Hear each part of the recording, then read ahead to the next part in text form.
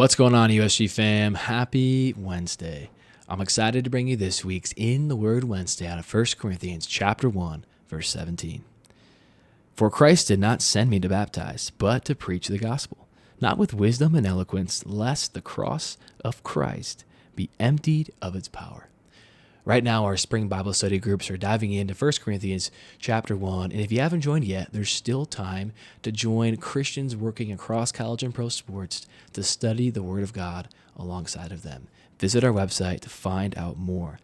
My big takeaway from this passage is to really prove the point that the power of the gospel is not in how well we're able to share it, in making it sound more eloquent, in adding our own intellect to it, but in the true message of the gospel.